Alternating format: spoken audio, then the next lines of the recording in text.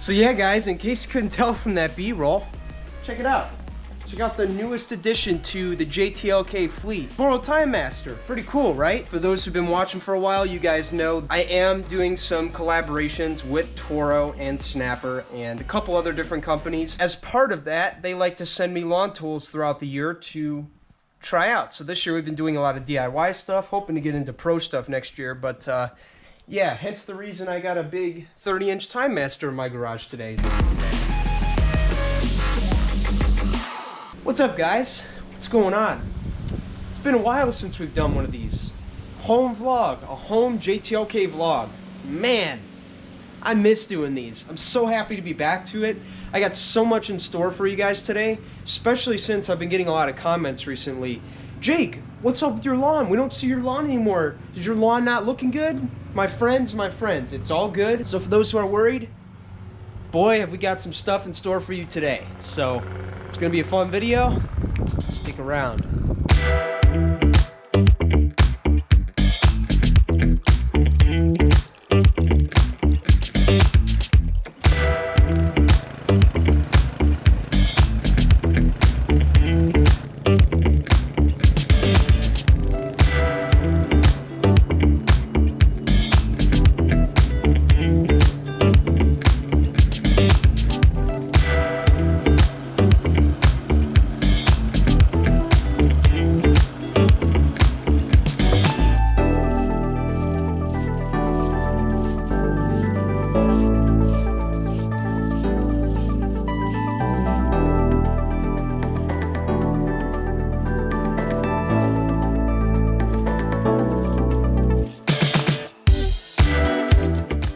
Alright everybody, what's going on? I am currently not looking at you because I'm in the car right now, I'm driving, and I just wanted to take a minute and multitask here. As this is a vlog, I want to make it a little more spontaneous. I'm sure you guys get the idea. Anyway, I want to kind of run you guys through my thinking with this overseeding that I'm doing here. So my lawn, as some of you longtime followers may know, is 5,000 square feet, and that's including the front, the parkways, the side yard, and the back that I have with the pool. So what I decided I'm going to do, just due to time and the overall condition of my backyard, it's pretty thick. It's thick as hell, as a lot of my friends would say when they look at it. I'm not even going to bother overseeding back there. I'm not going to bother doing anything that you're watching me do in the front. So the seed I'm putting down, I'm only going to be putting down seed on my front yard, side yard, and boulevards, which is about 3,000 square feet total. So that is what we're going to be doing. And so doing that consisted of me actually having to cut everything down a little bit lower than normal. And the reason we do that, again, is seed to soil contact, right? If we left the long leaf blades on there, sure, the seed might get down to the soil, but you can be confident that when you cut your lawn lower than normal, it is going to increase the chances of that seed being able to get down to the soil. So if you're not considering that, it's definitely a good idea to help with the seed getting to the soil, so that when we start watering it, it's more likely going to get down to the soil surface and it's going to take. That's the process. That's what we're going to be doing. That's what we're going to be doing in today's vlog, if you will, just overseeding my front and side yards. And we're going to be doing that with seed from my good buddy Pete over at GCI Turf. We'll talk about that when we get back to the house.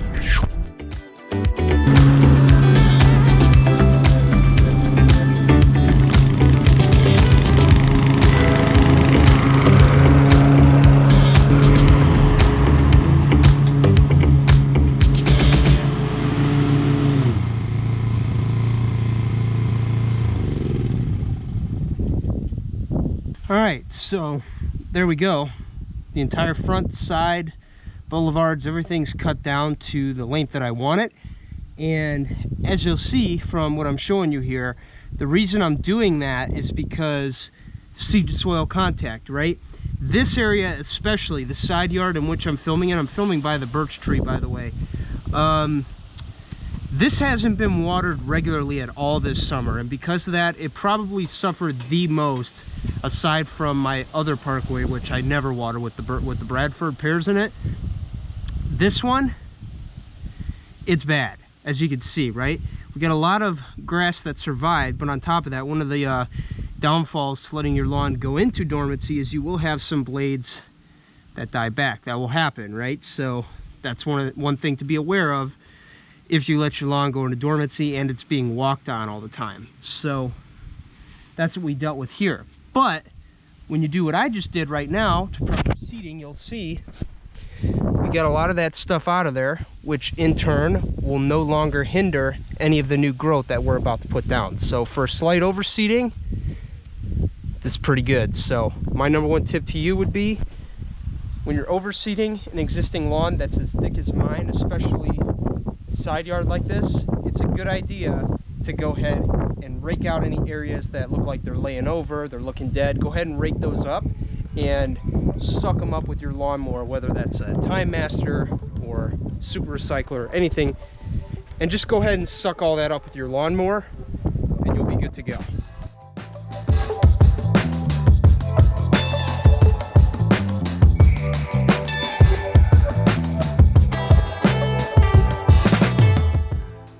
That is some good black coffee. Good morning, guys. Afternoon, evening, wherever you're at and when you're watching this video. It's currently the morning for me as I'm finishing up the edit on this video, getting ready to click upload for you guys. Realized on the field I did not film a segment where I talked about the seed I used and why, so I'm going to go ahead and do that while you're watching this badass B-roll of me pouring the seed here. Anyway, the seed I'm going to be using, as you can see from the visuals here, is going to be Blue Heat from my buddy Pete over at GCI Turf. For those who don't know, Pete is probably by far one of my favorite seed distributors that I get to work with. I'm very privileged to work with him. As a matter of fact, if you want, I'll leave a link down in the description below to a landing page I have that will give you guys a variety of options on different grass blends for cool and warm season. Great types of grass seed for you guys. So in my case, I'm going to be using the Blue Heat. For those who don't know, this is an all Kentucky bluegrass mix, and the reason I'm using that is because my lawn since day one has been a bluegrass lawn and I want to keep it that way. So hence the reason I'm using the Blue Heat. I think this has to be by far my favorite part of the whole thing. Just come in here, look for an area, small area that is. Looks like it has a little extra open space. Just come over there and chuck it along, kind of like you're feeding chickens.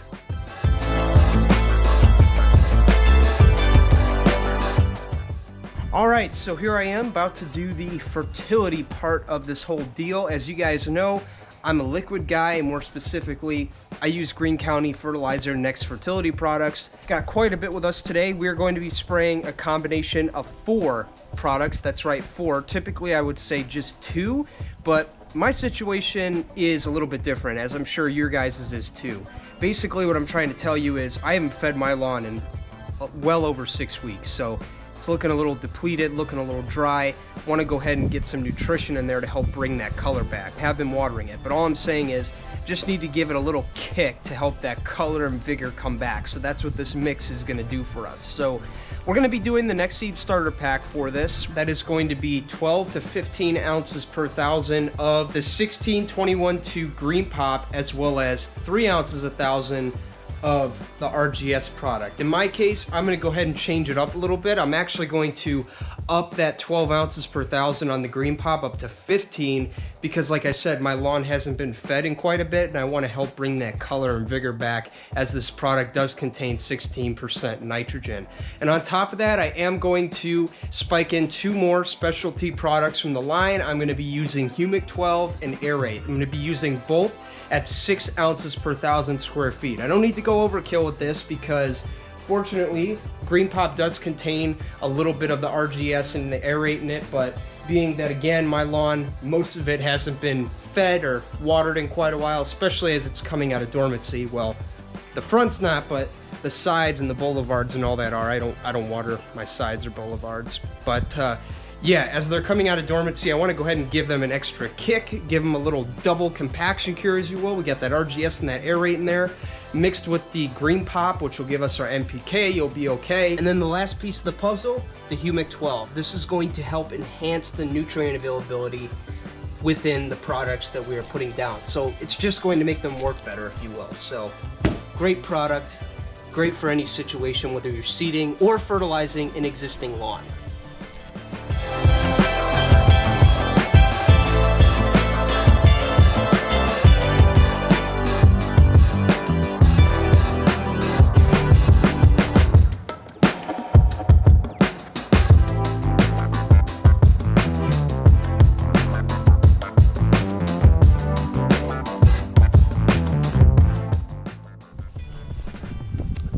So from here, all you're gonna wanna do is water, water, water. So make sure that the seed stays wet all the time, daily, 3 times a day, 20 minutes each time per sprinkler, per zone, whatever you got for the next 30 days. If you do that, I promise you, you're gonna have prospering results. Please, if you haven't, consider subscribing to the channel. We have a ton of awesome content coming up here very soon, especially as we head into the late fall. Got a lot of Halloween fun coming up, Christmas light fun, all sorts of stuff. That's gonna be coming up as we head into the winter. And of course, in between all that, tons of fall content to come over the next couple of weeks. So make sure you subscribe for that. I'm gonna go ahead and sign off here. I'm Jake the Lawn Kid. Thank you for watching.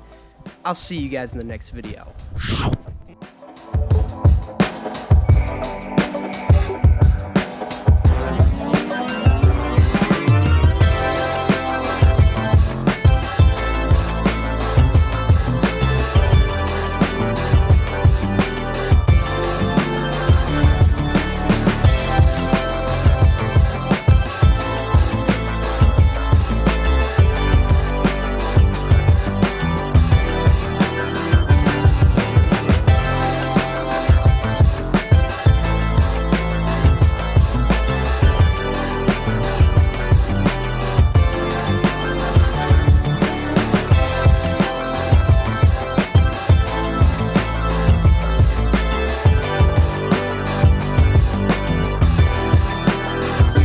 What's going on, everybody? How's everybody doing? It has now been a couple of days. We're about day 3 into the seeding and things are still running strong. We got the JTLK system running. Oh, so good. You can find that here. Anyway, I wanted to take a second and continue on with a conversation that I had with all of you guys last week in a Q&A video I did titled, Can Liquid Aerate Replace Mechanical Aeration? Now, in that video, you guys know I said the answer is yes. Now, to continue on with that conversation, I wanted to say yes, for the most part. Let me explain what I mean by that. So if you're seeding an existing lawn like what I'm dealing with here, which has 100% of grass in here, you know what I mean? Like it's oh so thick to the point where there's almost little to no air pockets, maybe some, that's acceptable. Then just go ahead and drop the seed and put the liquid aerate on top of it, no problem. Now on the flip side of that, if you're doing a bare spot, kind of like I did back in the spring, at my big project lawn, you guys know I did a spring seeding at my big project lawn. We had about an 8,000 square foot plot of bare dirt. And if you go back and watch that video, one thing you'll notice is that we actually did rough up the dirt both before and after dropping the seed. Now, first we did it with a power rake beforehand just to get things loosened up and softened up, even though we were in the spring and things were wet. We wanted to make sure that the soil was roughed up so that the seed could easily penetrate down into the ground. And then with that, right after dropping the seed, we went ahead and manually hand raked everything just to help drop the seed even further down into the soil to help speed up germination, especially on bare dirt, right? We don't want things washing away, as that is vulnerable to happening if you do seed on a slight slope. So that's what we did for that. Now, on an even smaller scale, like my lawn, one thing that I ran into this year, because I have been cutting lower and I haven't been feeding the lawn as much as I should have been, is I actually did have a couple of bare spots. Like right here, right? And I did use some turf mand on a couple of areas, not all of them. And real quick, let me show you how that's coming. You can see right there. Check that out. Turf mand is coming in strong. Repair the bears, my good buddy Jeff would always say, right? So this spot is a turf mand spot. It's coming in great. And one thing you guys will notice, getting back to the conversation, when I dropped the seed in this video in the bare spots, you'll notice it kind of looked like this section right here, right? Just hard as a rock, dry. Now, this area, I am gonna water it. We have some family in town here, parked around here, so once they leave, I can move the sprinkler around and start hitting this. So this is not that big of an issue. But anyway, this is what I was dealing with. So you'll notice when I dropped the seed, I just dropped it on top of here. Now, that's not that big of a deal, nothing to worry about. Just make sure you don't have any rain in the forecast when you do that. So what I'm gonna do here, basically, is I'm just gonna give this area a lot of water.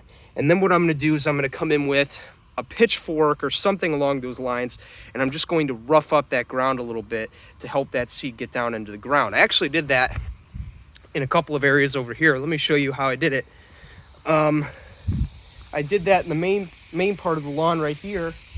Roughed it up a little bit with a pitchfork, get down there and look at it. See that? Kind of rough things up a little bit to help it get down into the ground and penetrate a little bit better.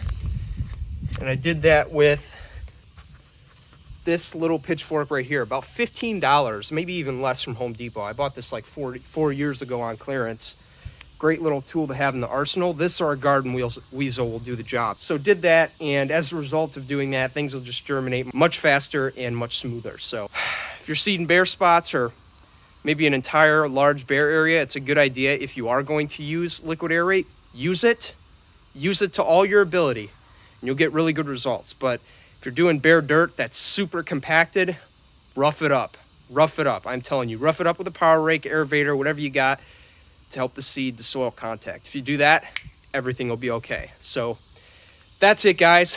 That's it for real, I promise. I know I probably ended this video like 5 times, but I really wanted to clear the air and get that out there, because the idea being is, yes, liquid aerate can replace mechanical aeration, but with bare overseedings, it's a good idea to rough up that dirt before and after dropping the seed in tandem with that liquid aeration. So hope that makes sense.